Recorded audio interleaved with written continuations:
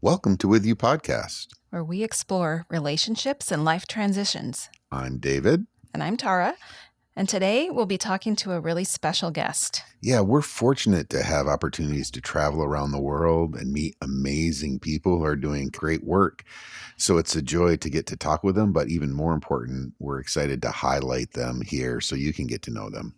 Yeah, and today we're talking with Gabriela Kabatova. She's from Prague, Czech Republic, also known as Czechia. And we've gotten to know her over maybe the last 10 years. Yeah, I think that's about right. And we're just amazed by her work. And she's been leading prison ministries for probably 20 years or so. Her stories are amazing, not just because they focus on forgiveness, restorative justice, unconditional love, but because she's interested in creating systemic change, both in society, government, and the prisons themselves, between prisoners and staff there. Yeah, and we just want everybody to know that we think Gabriela does an amazing job talking about all of these things, but English is not her first language. No, I think it's her fourth, actually. Yeah, it always makes us feel a little behind in the language department. But we just want you to know that we're publishing a transcript of this recording as well, so that if you'd like to follow along by reading, if that helps clarify anything, that will be available on our website.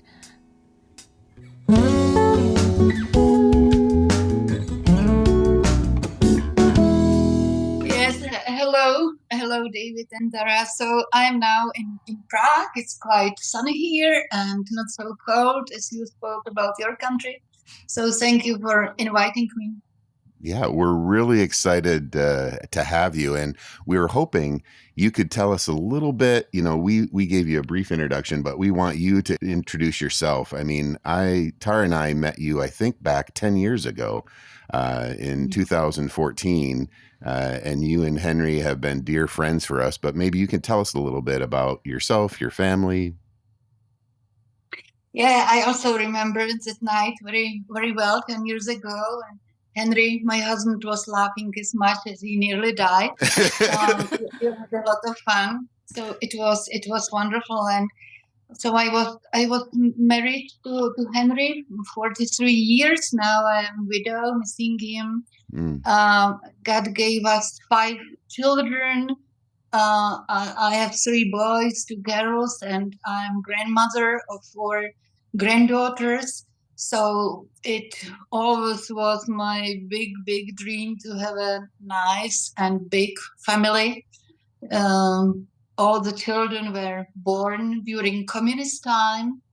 My oldest son was born in 1977 and the youngest in 1989. And so in that time, to have a big family was something like to have your own world, and we were not so much connected with the outside. So we really had a nice life, and it was a little dangerous. We were part a little of the underground church. We were believers, and we are believers, of course, and our children are.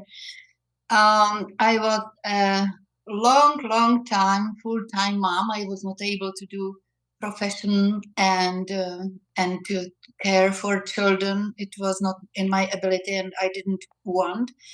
But formally, I was social worker. I wanted to study psychology, as you did. Yes. But the communists did not let me to enter the university at the time.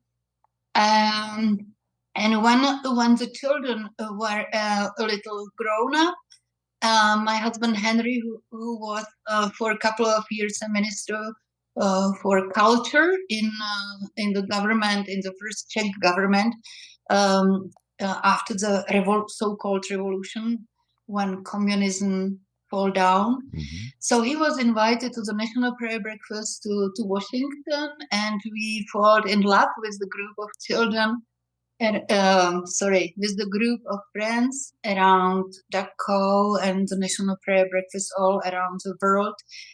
And we also heard about prison ministry, because it started, the Prison Fellowship International started, in fact, through the National Prayer Breakfast, but it is a long story. We And and is mm, that at the yeah. National Prayer Breakfast? Is that where you met Chuck Colson? To be honest, I only wrote letters. I have exchanged letters with Oh, him. that's right. I am really very, very sorry, but I could not meet him. He was in touch with us, and the prison ministry of Czech Republic became part of the Prison Fellowship International in 2011 when he was still alive. So some connection there was, but I have not met him in my life.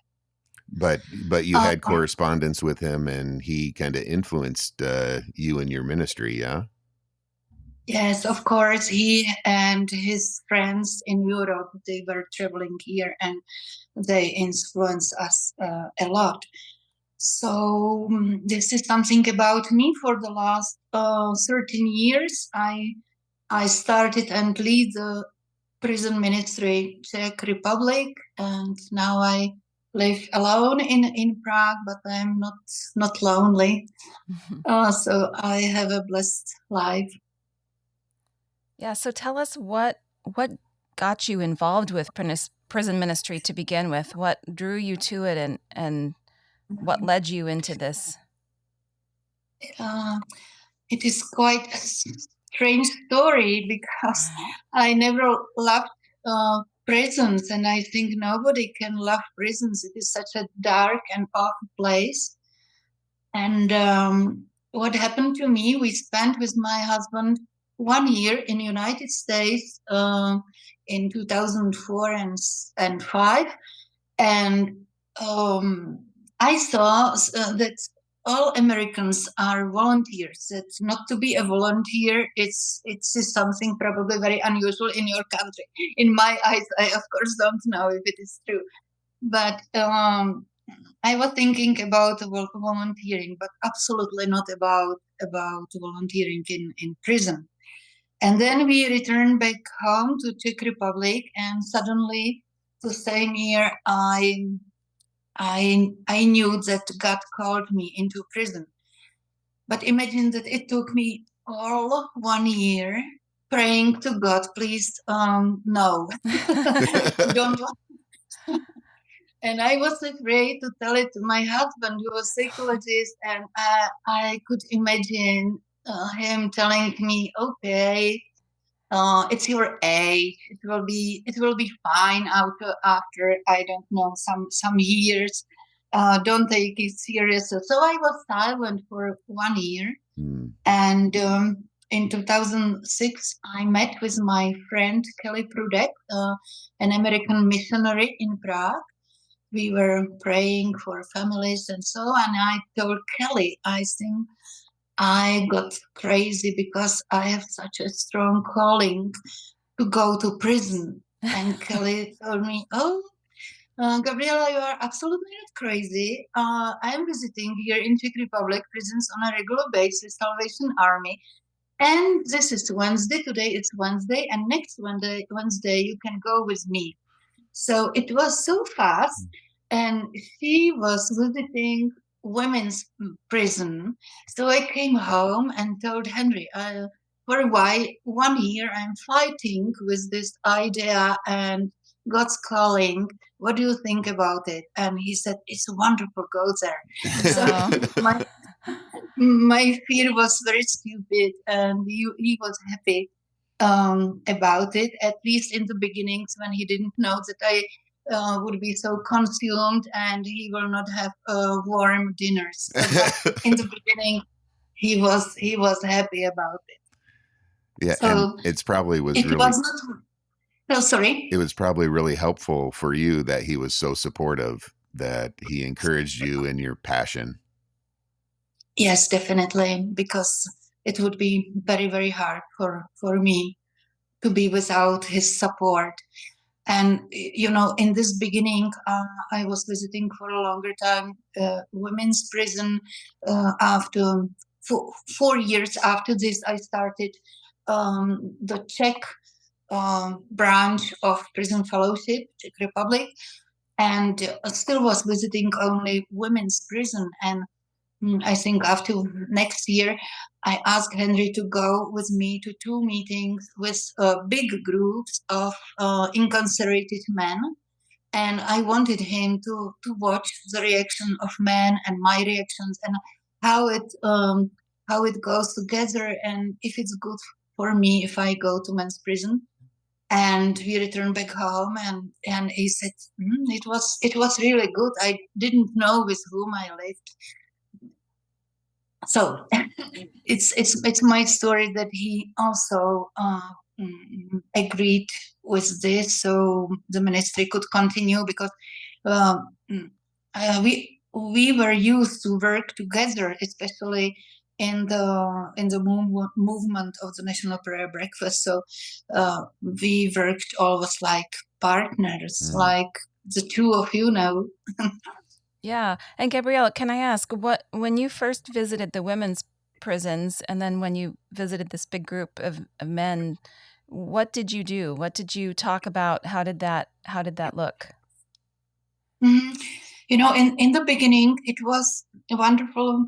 I saw how God prepares always everything, you know, because in the beginning, on the first visit, I just watched the group of women and with the Salvation Army, was a guy, a leader who was from England, and he needed translation. And the translators somehow did not come, so I could work the first year as his interpreter. So he preached inside the prison, and I interpreted in a quite funny way because I was using words, different words, different vocabulary to be closer to these women, which was pretty crazy. They more need something very nice and not to try to be like their vocabulary. Anyway, and later on, we created after Prison Fellowship Czech Republic started, we created our own program, first program. Now we have about 20. But the first one was preparation for release. And we learned from the ex-offenders what do they need when they are, let's say, 5 months before leaving prison. What are their fears? What are the dangers in their life? If they have problems with family or their own bad behavior or alcohol, drugs, and so on. So we do individual plans, and we go to prisons always as a team. In this program, we have musicians there. We work on Christian base, of course, and on restorative justice base. And we just ask very practically, what do you need, brother or sister? What do you need? We are here for you, and we really like you, and such things. So it's very personal, and we have many, many friends in prisons because they are looking forward to this normal approach. We are not coming as authorities, but on a peer base, like you go to visit friends. So we love to have to take something to eat with them if the prison allows it, and drink with them, and to be together and to bring the normal life. It is the most valuable, and of course to bring the love of God. But it already is there as well in the hearts of the people. Yeah. What would you say are some of their top fears before they leave prison? I imagine that's a big transition, going back into life outside. Yeah. You know, sometimes it is called as a worse punishment than the sentence itself, you know, because when you go inside prison is horrible, but you know you will have your bed and three times a day of food. When you go out, you don't know this, and you can become homeless. You can be threatened in many ways. The family can say, we don't want to see you anymore. And I think that only few countries in the world have a good aftercare, because usually the aftercare, how it works in the countries, is not enough what the people need. Suddenly they are without money. They can't find work immediately. They don't have where to stay. It is lack of houses on halfway or something like that. So it is a really critical situation, and without help of either family or non-profit organization or church, they have no chance to be successful. Mm.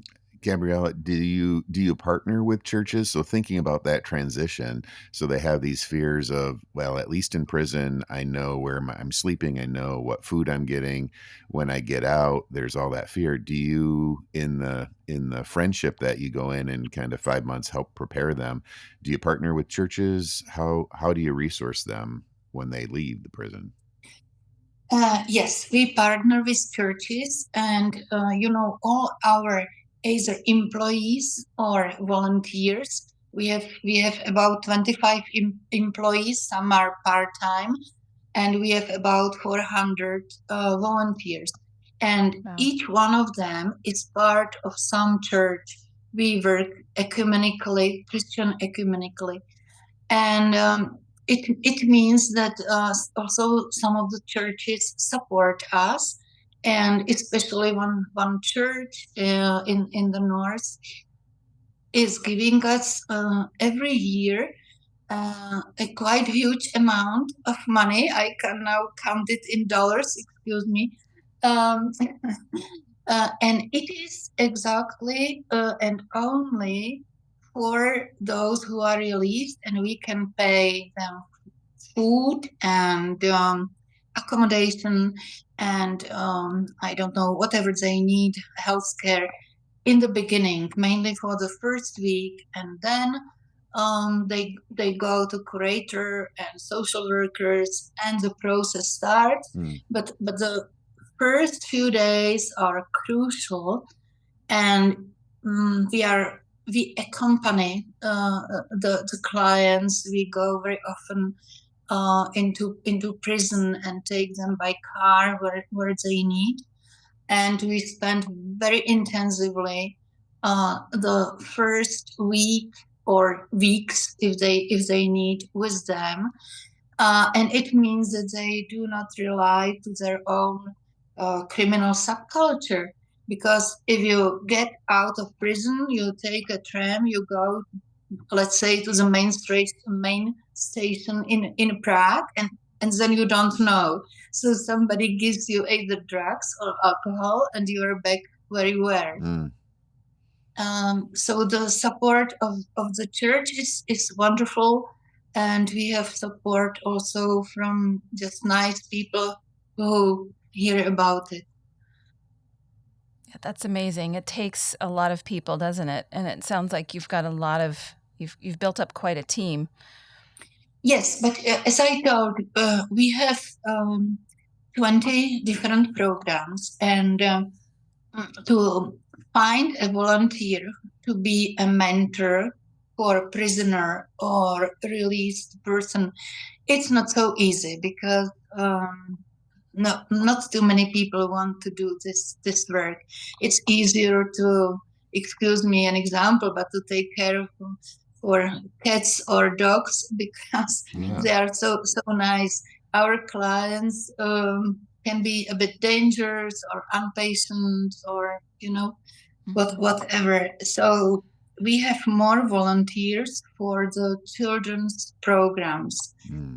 We do a lot of children's programs, meaning children of prisoners, and many people have heart for children.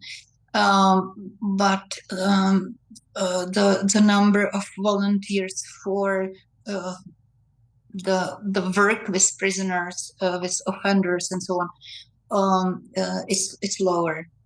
Yeah, the need that you have for people to volunteer is a huge challenge, and you're amazing in your faithfulness to kind of keep striving and trust that people will show up. Are there other challenges that you've experienced over almost 20 years of doing this? With the clients, it's I think we do not have challenge because many of them, even they used to be dangerous, they are very grateful for help. We run a club for ex-prisoners in Prague, and those people, some of them were murderers or really dangerous, and we are giving help to them. We are not punishing them and so on. So we can be friends. What is more challenging is fundraising, for example. Yeah. Because we must have many different resources. You never know which resource will not work next year. So we must try all possible foundations, etc. So it is demanding and challenging, and you always want to do a little more because you see the needs and the possibilities that it works when you help the people and the family and the children. So you want to do more, but especially the beginning of each year, like where we are now. So you never know what will be in December, and I think this is the challenge of all nonprofits. If you are employed, I don't know, in your Congress or I don't know where, you can plan something. You can, but anyway, thanks to Lord, we have never had to stop a program or to do less work. And I heard once that money follow ministry. So I trust it fully and I say, God, this must work. Yeah. Gabriela, I'm sorry. I didn't mean to cut you off there. We just are very interested too in hearing more about what you do to support families of people who are incarcerated. We know that you have a deep heart for the fact that it's not just the prisoner who is being punished, but all the people who love that person and often their children. And we know that you run a program that takes care of the families as well. Could you tell us some more about that? Yeah. We have mainly many programs for the children, and the first one we started is Angel Tree program. I don't know if you have heard about it, but usually when foreigners come to Czech Republic and hear Angel Tree program, they say, yes, we know it. It was started in England, and we heard about it. So, for example, this year we sent more than 2,000 gifts to children.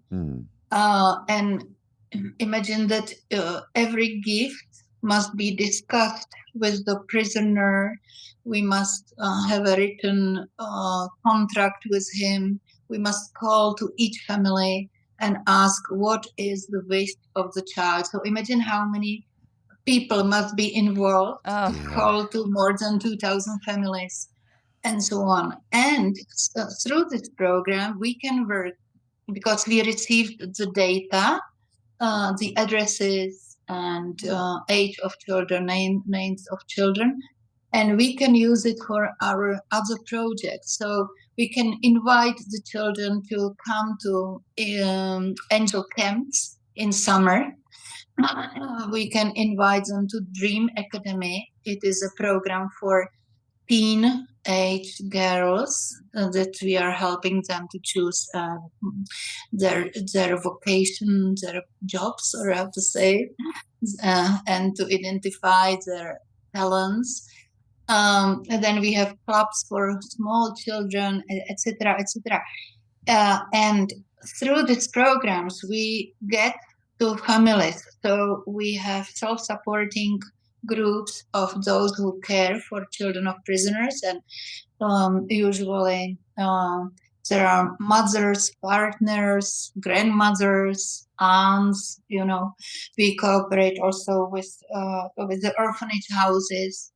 Um, so it is a bit sad part of the work because you see so many problems and you can't solve all the problems Yeah. because these people are economically down because one salary of the father usually is missing. So imagine that if woman who is young and have children, if she is a widow, so the state gives her immediately support. So the widow doesn't go economically down so much. But if the partner or husband is incarcerated, there is no help from the state or a minimal help. So the family can lose housing. Mm. They do not have money for some sorts of schools or how to how to have money for children to spend time in well and so on. So they need also help from food banks, if you know it. Yeah.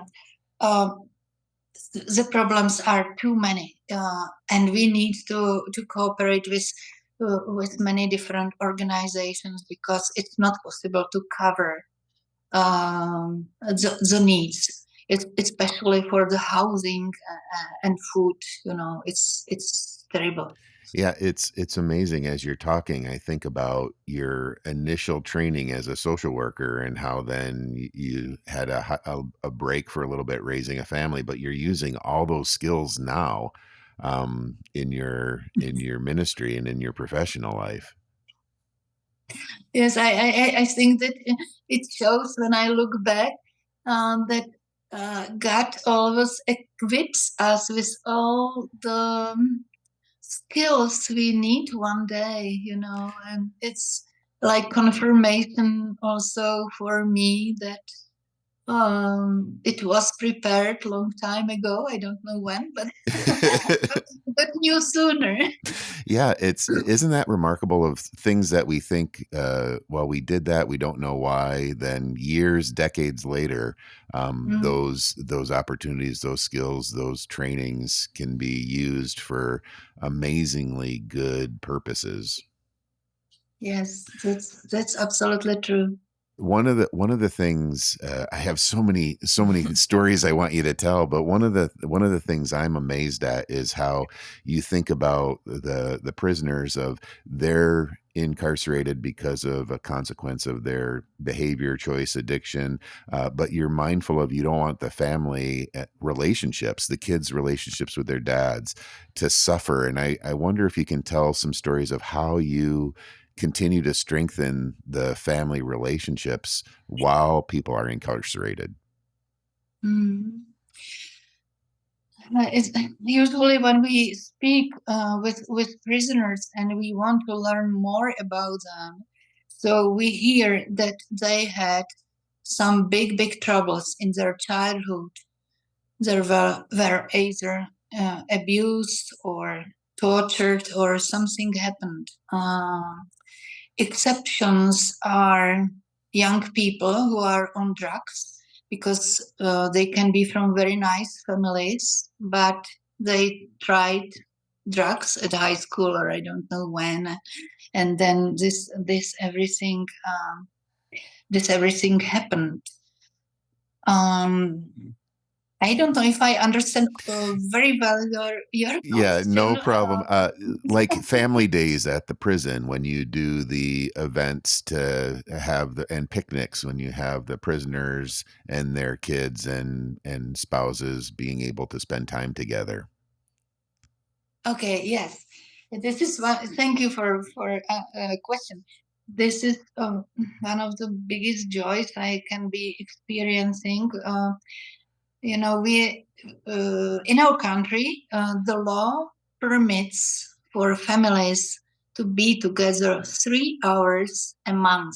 Mm. Imagine only 3 hours a month.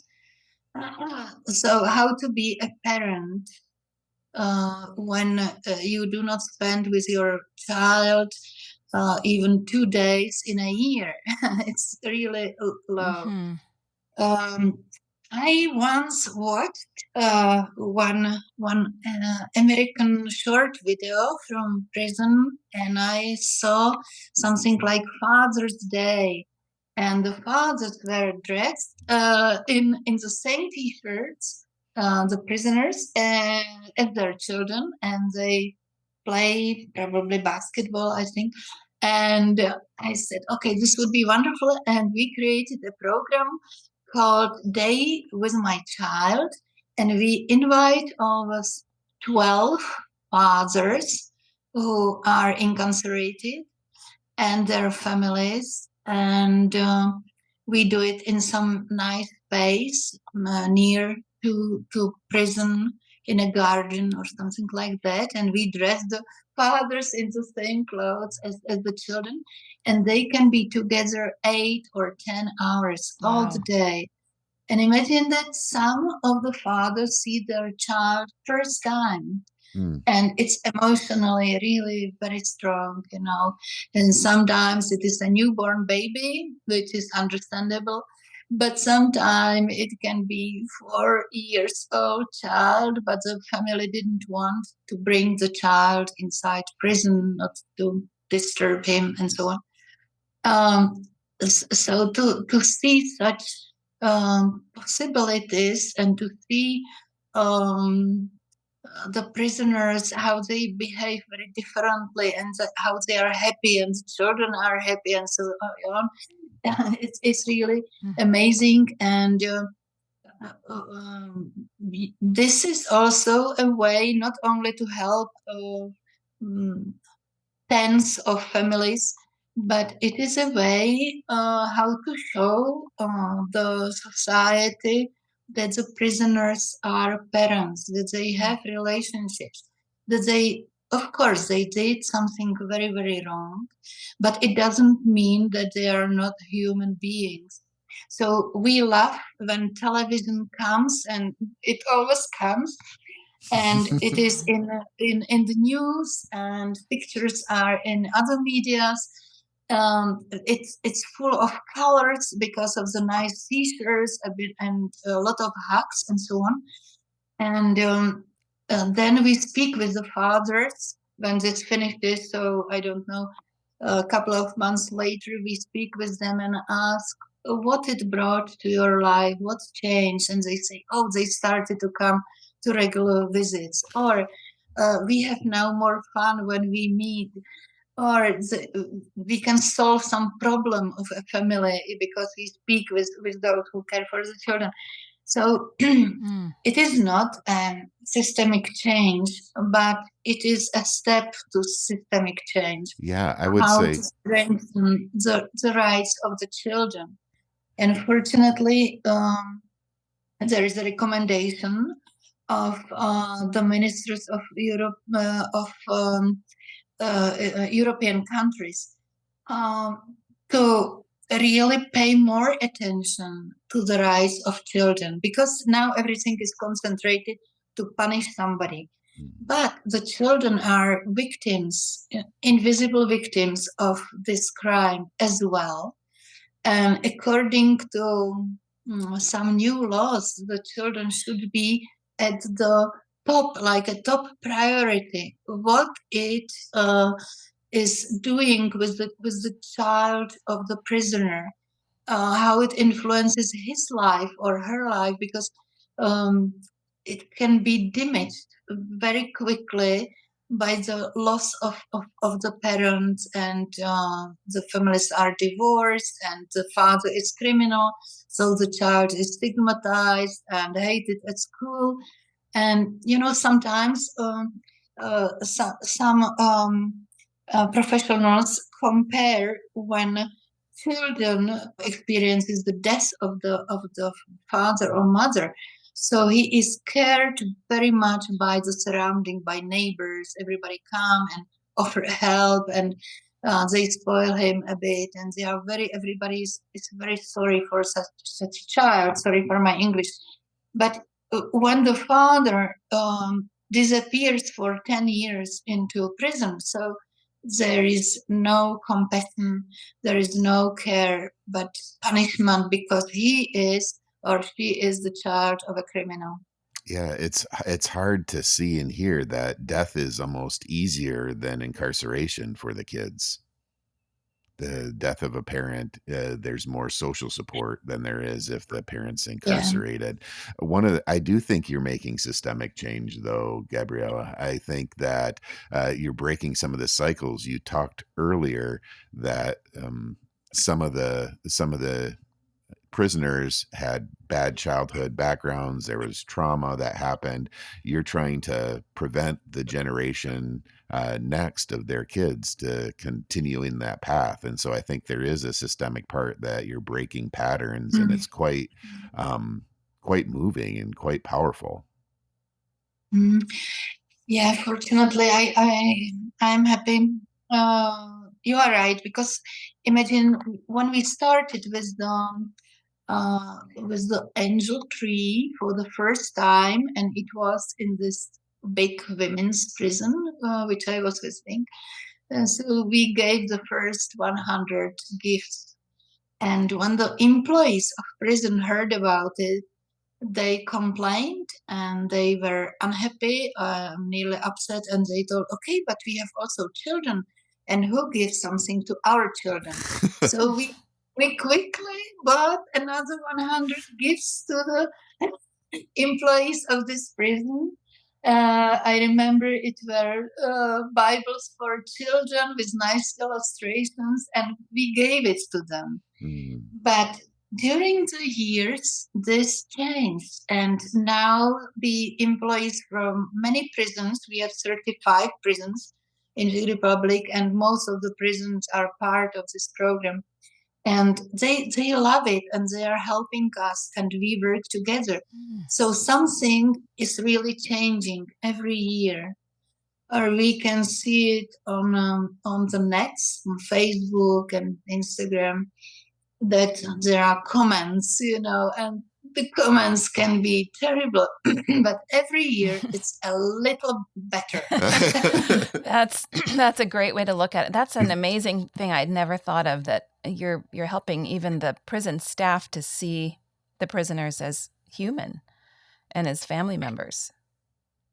Exactly. And from the very beginning, we learned this from the Prison Fellowship International. And I trust it was idea of Jack Olson, that some organizations care for inmates, some care for prisoners, and so on, some for children. But Jack Olson put it everything together, and he included also the staff of the prisons, because those who work there, they are also incarcerated in some way. They are spending their life inside, and it is very dangerous for them. They can be attacked in any moment. It's not easy. So we are creating also some programs and meetings, especially, and something for children, for the prison staff, and we are working on close friendship with the prison directors, because we learn from them, and they can also learn from the philosophy, how to deal with this prisoner in a little different way. I think that is beautiful. You have 20 different projects that your ministry does. We can't talk about all of them, but one that really kind of has moved me is the one around forgiveness and reconciliation, where you have the person that's incarcerated. You have a program where incarcerated people talk with people that have been victimized to understand each other's experiences. Could you tell us a little bit about that one? Because that last time you told me that, I started to tear up. It's an amazing program. I am happy you like it, because I like it very much. It's my favorite one. And now also my son's Martin, because he became one of the facilitators, and will lead one of this program. So I love it as much. So it is a restorative justice program, and restorative justice puts the needs of victim in the first place. Now, when you look at justice, the main is who did the crime and how he will be punished. So let him punished and so on. But the victim is somewhere, but not in the head of the criminal. Yeah. He thinks about himself, and he often can see himself as a victim because he, you know, all these strategies in mind, how to how to say I am innocent and so on. And therefore we put, and we learned this also at Prison Fellowship International. Dan Vanes is the author of this wonderful program. We put together a group of 6 prisoners and 6 victims of non-related crimes. They do not know themselves. And the program is run for almost 8 weeks. They meet once a week for 2-3 hours, depending on possibilities of the prison. And they share their stories. In the beginning, we speak about Zachary's story, because Zachary is such an example. I don't know if I pronounce well the name, Zachary, from Bible. Oh, yeah, Zacchaeus. Right? Okay, thank you. We'll have to make sure. We'll double check on that. And he gave back to his victims twice or 4 times more than he stole, and half of his property after meeting Jesus he gave to the poor as a charity gift. So it is an example of a criminal who recognized his own sin and behaved differently. So on the first meeting, we speak with the prisoners and with the victims why he behaved this way, what made him to change, how the victims felt when they heard that he gave so much money back, if they trusted him, and so on. And from the second meeting, we speak on different subjects like forgiveness, but everybody is sharing his or her story, either what happened to a victim who did the crime against her or him, and what did the prisoner. And the only condition is to tell true. They don't need to tell every detail. It would be very difficult, but not to lie. We ask them, really don't lie. If you are scared, so be silent. So this group shares, and from the, I think, 3rd meeting, they started to be related in a very special way. The group dynamics, and we do this program from 2015, so it's quite a long time, and always has been successful, and they understood the feelings of each other, and there never has been a confrontation or enmity or something unpleasant, but they have very how to say very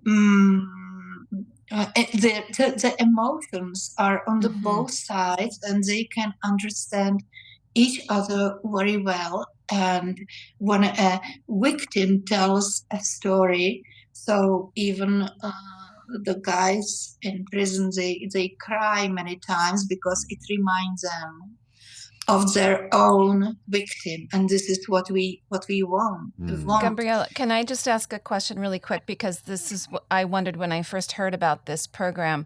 So this is not the prisoner and their own person that they committed the crime against, but this is a group of prisoners and other victims of crimes. Exactly. So that they're hearing stories that they're not directly across from the person that they offended, but they're hearing other people's stories that reminds them of the effects that they might have had on somebody.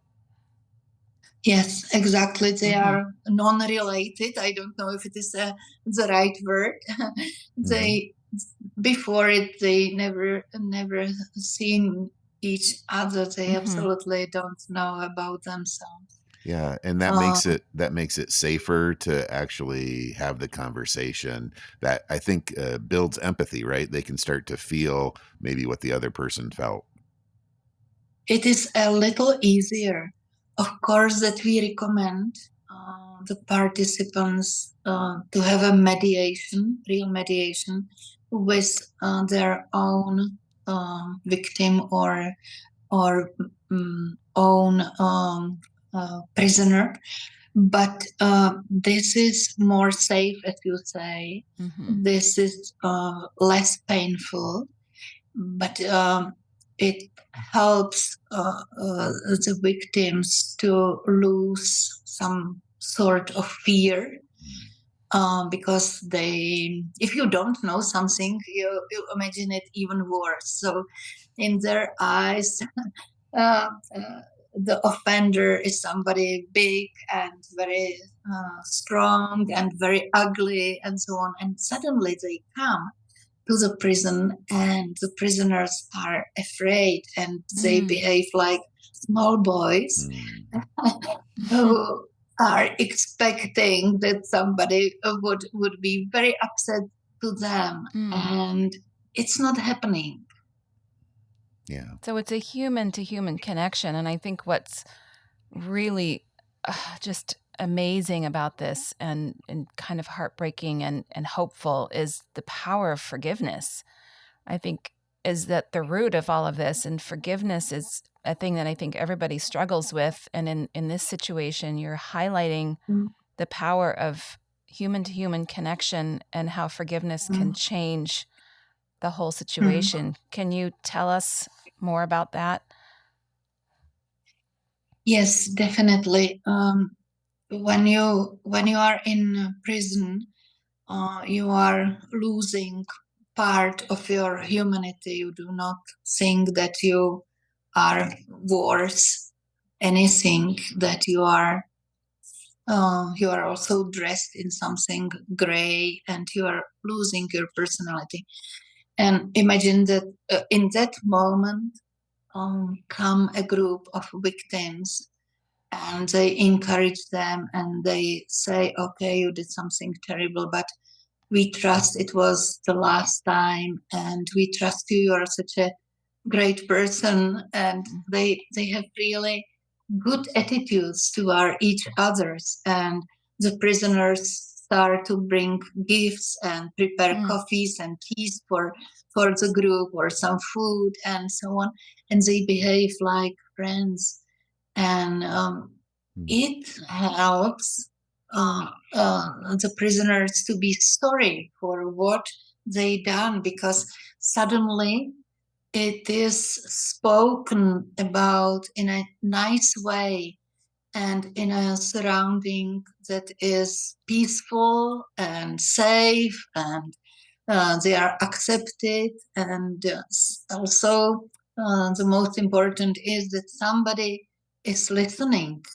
And it's important for the victims and for the offenders, because suddenly somebody spends time and is very much interested. So why have you done it? Why? What happened in your life? What was your childhood? And how's it now your family? And on the opposite, the prisoners ask the victims, so how did you feel? And what can help you now? So it's very, very powerful. And also for the victim would be, as you said, it would be wonderful to forgive. And but it needs also a healing. It's not possible to say forgive.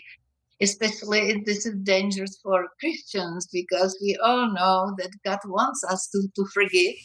But when you are really very much hurt, you are very much sad, you are in trauma, it can be very dangerous to tell, but you have to forgive. You are Christian, don't forget. It will be another trauma for the person. So it must be very sensitive. And we always say to victims that they need to take time. It is a decision. I want to forgive, but nobody knows how long time it will come from the mind to the heart. I think that's such an important part of the process. It's not just doing the action, but the process, the healing process to get to the point of a heart forgiveness type of thing. One last thing I wanted to ask you. I know we've talked for a while. Are you still having the people sing in the Czech Senate? So back in 2018, I think it was, we were able to be your guests in the political center of the Czech Republic in the Senate, and you had prisoners leading worship and sharing testimonies in the Senate, and it was an amazing opportunity. I'm curious of a little bit about that for our listeners, and is that still going on? Yes, it has been still going on. I even don't remember for how many years we have been meeting there, and for me it means a lot, because usually we have also top politicians like former candidate for president and many senators and so on. So it's wonderful that these people meet and they listen to, as you said, to prisoners. And last year they listened to children of prisoners, and it was moving very much. We don't want to be only moved. It is not only emotions, and then not to stop helping. But in the Senate, it's not bad when people are moved, because it supports some action, of course. And we had a good musician and his group. They were about four, and they prepared a special song of children. They wrote it on the base of the text that children of prisoners wrote at the Angel camp, and they use it. And an amazing song was performed first time in the Senate, and was very, very successful. 4 children sang it, and now we have a clip with these children and with these guys, wonderful. And we have it also with English subtitles. So I think our people send it to you, so you can can hear it. So if people would like to hear it and see it, we will link it to the show notes in this podcast. Okay. Yeah, Gabriela, I think it's one of the things I love about the Senate piece is it kind of comes full circle with Henry being a minister of culture and minister of the interior in the first kind of free government post the revolution. You're continuing to speak into powerful places like he did in the 80s and 90s. You're continuing that legacy, and it's really beautiful to see. I have been very much influenced by Dachau, and in the beginning I said that the National Prayer Breakfast is connected with Prison Fellowship International. And in fact, when Chuck Colson returned from prison, if I say it well exactly, he was invited to National Prayer Breakfast, and in that time he was not popular at all. But he experiences unconditional love on himself. And I think this is what I love on such meetings, that there are different people really in high positions and people who have no credits or are somehow punished by the society or are even prisoners, but they can be together as brothers and sisters. And also the National Prayer Breakfast, the leaders of different nations, they meet to work for the poor and hungry in the world. And it makes a big sense for me. It is normal for churches, but it is not normal for politicians and very wealthy people. And yeah, that's amazing. We have a lot to think about now, and we're always amazed by your work.